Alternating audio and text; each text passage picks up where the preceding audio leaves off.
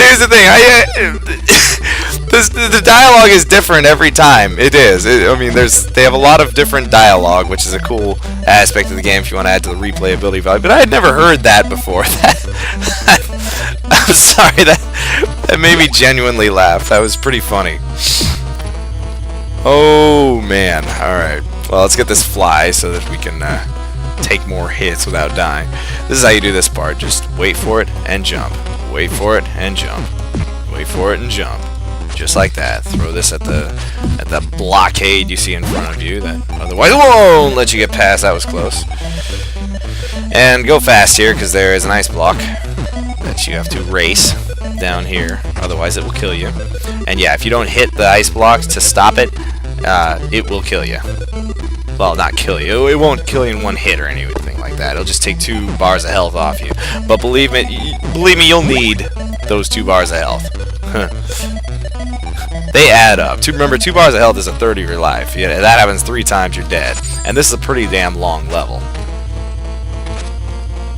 Granted, you could just die and get your health back, but then what? Then you're dead. I mean, you don't want that. Jeez, you don't want to use up a life. That's like potential, practice time that you could use. Because if you lose too many lives, you got to start over from the beginning of the game. Well, unless you're weak and using save states, weakling. I know you are. I know you are. You know you are. Cheaters. Ah! Jeez, I screwed that up. Screwed that up hardcore. Kind of got myself stopped in midair. Whatever. Alright, here's how I like to do this. Stop right there and get this from here. Because look what happens. Look what happens. That comes out of nowhere as soon as you go down there. And then you'll have to deal with this ice block while dealing with that fucking thing, which is annoying as fuck. Alright. Anybody who's practiced, getting that one question block with the mushroom in it, with the turtle shell in a tiny little pit, going back and forth. Anyone who's practiced that in Super Mario 1... Oh, I screwed that up. Why did I keep jumping? I should have just ducked. I feel like a retard. Yeah. Well, there's my first death, anyway. No, hang on a second. My kitten is in the wrong spot. Walking right in front of my monitor. Need to teach her that... Oh! And yeah, that jump will fuck you over many times in a row. This is that second playthrough in a row curse, I think. See, I didn't die. I didn't die this much last time because I wasn't already freaking tired. And my eyes are getting blurry, and I've been at this for so long because I have to do a second playthrough. Anyways, my cat keeps on getting right in front of the screen. It's so annoying. Jeez. Kitty cat! God! Get on the table. Or off the table. Oh, God. I can't... trying to pay attention to my cat. Okay, so I want to show you something. Right here. You see that?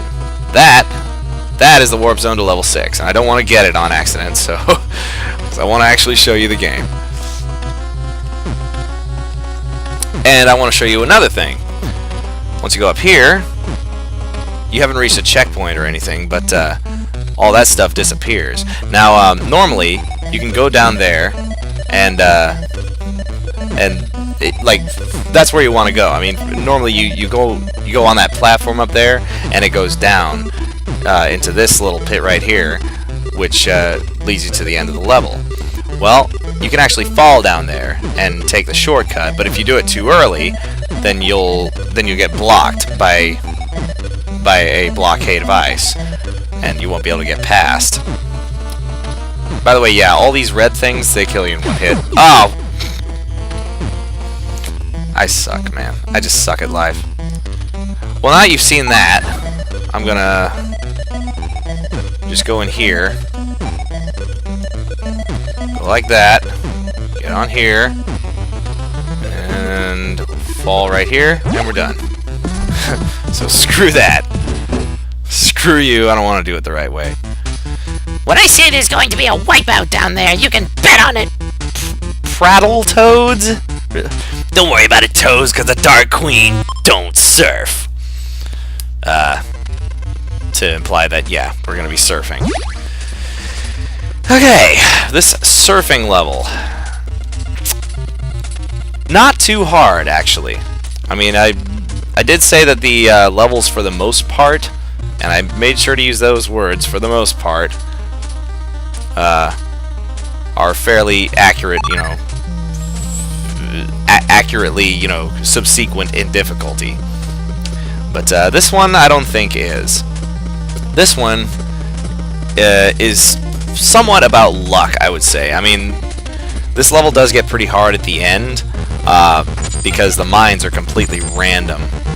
You'll see that in a second, but basically the things that are random in this game stay relatively difficult, but they also add a bit of a luck element into the game as well. If you just, you know, you'll get many chances to do this, and one of those times you're bound to get, you know, lucky enough to make, you know, the level. At least one of those times the level is going to be extremely easy for you.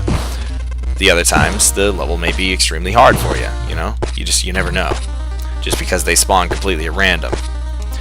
You know, and we're right about at the end of this ball. This is Big Blag, and we just killed him really easily. I know he seems extremely way too easy for a Battletoads boss, but here's the thing: getting him in that position. No, that was close. Getting him in that position where you can juggle him is actually pretty difficult to do. Again, you might find yourself just needing to get lucky in order to get him in that position. But yeah, moving around these mines so far, I haven't had too difficult of an order that these have come in, except right at the beginning, right there. You know, they kind of came out in a way that caused me to have to swing between two of them. And these mines have a ginormous hitbox, like a lot bigger than their graphics suggests. I mean, like you could be a few pixels away from them on the left or right angle, and still die from them. Whereas the up and down angle, oh boy, like, they are definitely spherical. and you'll know that. Like, you could swear that you were so goddamn far away from them. And it can so turn out that you're not. Anyways, this snake level right here, this level is pure memorization. And I don't like this level for a couple reasons. I mean, for one thing, the level layout... the layout is alright, but the background, I mean, look at it. The animation, the art, it's just pathetic. I mean, look at these snakes. They look like candy canes. They look so stupid. And the spikes, like, do you see those spikes? They're not even the same color as the background. Like, the background of the spike sprite is gray. Oh, and I need to show you something. I'm just gonna die right here on purpose. Completely forgot to show you. I'm sorry. You get on top of the first snake right here, the very first snake. Boom. Warp zone. That warp zone takes you to level 8. And that warp zone, believe me, that warp zone that takes you to level 8, that takes you past some of the most difficult portions of the entire game. Namely, the end of the snake room here. Actually, the end of the snake stage here, while not long, is probably some of the hardest platforming I've ever encountered in a video game. So just get ready for it if you choose not to take that warp. And I believe this took me 4 hours to beat, I think.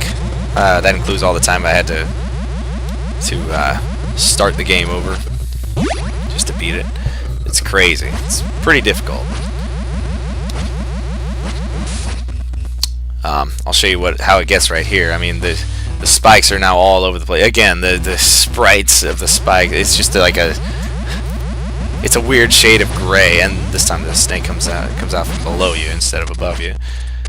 Okay, that jump will take some practice. Pretty tough, but not nearly as tough as what you're gonna have to deal with later. And yeah, you're just gonna have to know. You're just gonna have to know not to try and jump over those spikes when this snake comes out. Because, I mean, look at that. You can't jump over all those. And avoid the... Oh yeah, and you have to know that this snake is gonna go out like a freaking bullet. And there's immediately gonna be a... Oh god! There's gonna be a spike. Oh my god! So fast. Jeez. Alright, and this is Snake Room 4. Yeah. Again, you're just gonna have to know not to follow this snake.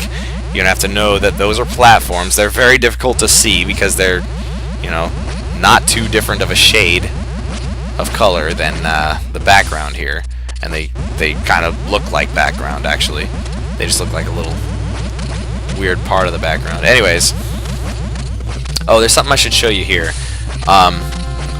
See how the snake head goes up there? Well, if you jump over and land on that snake from where I just was, you'll reach a shortcut all the way to the end of the level. And you'll just sink yourself right in it. Ugh, that's another one of those jumps I was talking about that's harder than that one back there. Oh god! Oh my god! Good god! That god damn! Jeez! Alright, and yeah, you have to make another one of those jumps too. This time over 2 spikes and under 1. Ugh, oh god. I'm not looking forward to that. Ugh. Boy. I'm tempted to just take the shortcut, but no. No, I'm not going to this time. I already cheated once in level 4. I'm gonna do it right this time. I'm gonna do it legit. I'm gonna do it the way the designers intended. Ugh, so I can have the full experience, the full NES experience. Ugh. The full frustration that the kids had to endure and undertake. You know, it's interesting because actually, God, that's tough. Because the kids,